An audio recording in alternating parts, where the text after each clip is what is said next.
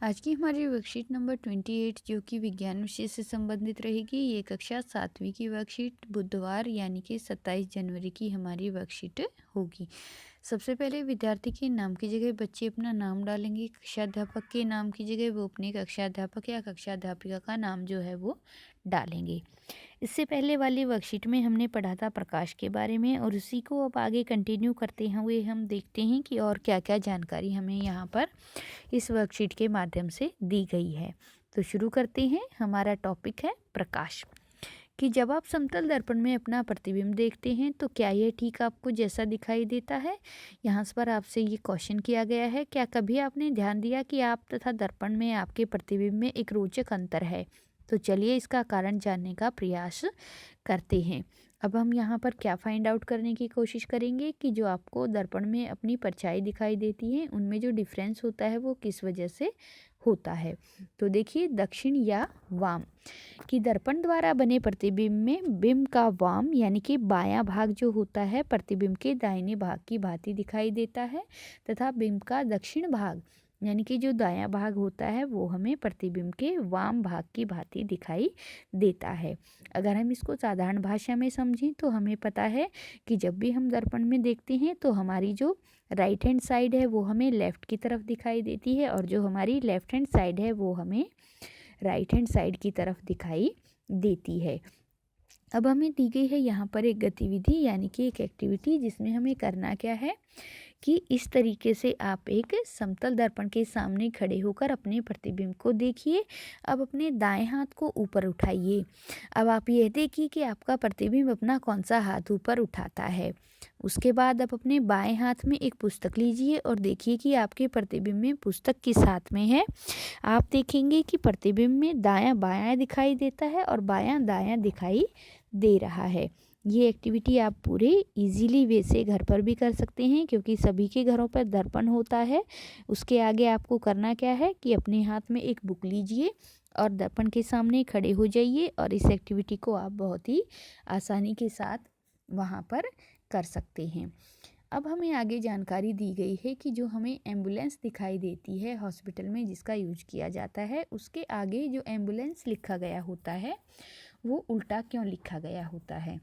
देखिए कि राम ने रोगी वाहनों पर शब्द एम्बुलेंस के चित्र की भांति लिखा देखा। यहाँ पर आप देख लीजिए, इस तरीके से वहाँ पर एम्बुलेंस लिखा होता है। और इससे पहले वाली एम्बुलेंस में जब एम्बुलेंस से संबंधित ये जानकारी हमने पढ़ी थी प्रकाश वाली वर्कशीट में, तो आपको बताया गया था कि ऐसा इसलिए किया जाता है क्योंकि आगे चलने वाले जो वाहन होते हैं उनके जो दर्पण होते हैं उसमें आपको ये शब्द जो है वो सीधा लिखा हुआ दिखाई दे जाए और आप आसानी से एम्बुलेंस को रास्ता दे दें। क्योंकि जो हमारे वाहनों में दर्पण यूज किए जाते हैं ये वही दर्पण होते हैं जो हम अपने घरों में यूज कर रहे हैं। तो शुरू करते हैं कि राम ने रोगी वाहिनी पर शब्द एम्बुलेंस को चित्र की भांति लिखा देखा। राम ने अपने शिक्षक से इसका कारण पूछा तो शिक्षक ने बताया कि रोग वाहन में आगे जाने वाले वाहनों के चालक अपने पीछे का दृश्य दिखाने वाले दर्पण में वाहन को देखते हैं तो वह रोगी वाहन पर लिखे एम्बुलेंस को स्पष्ट शब्दों में पढ़ सकते हैं और उसे आगे जाने के लिए रास्ता देते हैं। तो यहाँ पर हमें कारण भी बता दिया गया है, जो कि इससे पहले भी हमने आपको बता दिया था कि जो एम्बुलेंस होती है उस पर एम्बुलेंस को उल्टा किस लिए लिखा जाता है। साथ ही साथ यहाँ पर हमें एक नोट दिया गया है जिसमें हमें बोला गया है कि प्रत्येक का कर्तव्य है कि रोगी वाहन यानी कि एम्बुलेंस को रास्ता रोके बिना आगे जाने दे। क्योंकि हमें पता है कि एम्बुलेंस का प्रयोग किस लिए किया जाता है, गंभीर स्थिति में या फिर दुर्घटनाग्रस्त व्यक्तियों को समय से अस्पताल पहुंचाने के लिए इन वाहनों का प्रयोग किया जाता है। तो ये सभी का एक कर्तव्य बनता है कि जब भी आपको रोड पर एम्बुलेंस आती हुई दिखाई दे तो आपको उसको आगे जाने के लिए बिना किसी अवरोध के, बिना किसी रुकावट के रास्ता दे देना चाहिए, ताकि समय पर उसको हॉस्पिटल में जाकर किसी को जान बचाने का मौका जो है वो मिल सके। तो कभी भी आपको एम्बुलेंस का रास्ता अवरोध नहीं करना चाहिए और ना ही उसके रास्ते में किसी प्रकार की रुकावट जो है वो उत्पन्न करनी चाहिए। अब हमें ऊपर की जानकारी के आधार पर नीचे कुछ प्रश्न दिए गए हैं जिनके उत्तर हम यहाँ पर देने की कोशिश करेंगे। तो फर्स्ट जो हमें दिया गया है वो है कि कागज़ के टुकड़े पर अपना नाम लिखें।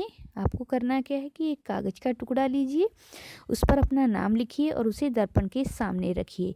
यह दर्पण में कैसा दिखाई देता है, और उसके बाद आपको अपना नाम जो है वो दर्पण में जैसा भी दिखाई देता है आप उसको उस कागज़ के ऊपर यूं का यूं उतार लीजिए और देखिए कि आपका नाम जो है वो आपको दर्पण में कैसा दिखाई दे रहा है।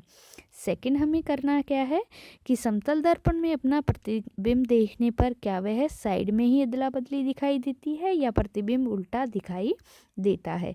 तो हमें पता है कि जो समतल दर्पण होते हैं, क्योंकि हमें यहाँ ऊपर जानकारी दी गई है कि जो समतल दर्पण में सामने खड़े होकर अपना प्रतिबिंब देखने पर अगर हम अपने दाएं हिस्से को देखते हैं तो वो हमें बाईं तरफ दिखाई देता है और बायां हिस्सा जो है वो दाईं तरफ दिखाई देता है। लेकिन जो हमें प्रतिबिंब दिखाई दे रहा है वो हमें यहाँ पर अपना सीधा दिखाई दे रहा है। तो इस तरीके से आप ये जानकारी यहाँ पर इस प्रश्न के उत्तर में लिख सकते हैं कि हमारा प्रतिबिंब जो है वो हमें उल्टा नहीं दिखाई देता, केवल जो हमारे हिस्से होते हैं वही हमें अदला बदली दिखाई देते हैं। अगली जो हमें प्रश्न दिया गया है उसमें हमें बोला गया है कि अंग्रेजी भाषा की वर्णमाला के अक्षरों का पता लगाइए। अंग्रेजी भाषा की वर्णमाला के हमारे अक्षर जो रहेंगे वो हमारे A to Z हो जाएंगे। आपको करना क्या है कि एक कागज़ के ऊपर A से लेकर Z तक आप अल्फ़ाबेट लिखेंगे और समतल दर्पण के सामने उस कागज़ को लगाएंगे और उसके बाद आपको जैसे भी वो समतल दर्पण में A से Z तक अल्फ़ाबेट दिखाई दे रहे हैं आप किसी दूसरे कागज़ पर या फिर उसी कागज़ पर नीचे उनको लिख लेंगे और इस तरीके से आपको पता चल जाएगा कि समतल दर्पण में जो अंग्रेजी भाषा की वर्णमाला के अक्षर हैं वो आपको कैसे दिखाई देते हैं। तो इस तरीके से ये तीनों प्रश्न हमारे एक्टिविटी पर आधारित थे जिनको आप घर पर आसानी से सभी बच्चे कर सकते हैं। और यहाँ पर आज हमारी ये वर्कशीट जो है कंप्लीट होती है और अंत में हमें दिया गया है कोविड से संबंधित उचित व्यवहार संबंधी संदेश, जिसके अनुसार हमें कोविड-19 के विरुद्ध अपनी लड़ाई को जारी रखना है। तो इसके लिए हमें हमेशा मास्क का इस्तेमाल जो है वो करना चाहिए।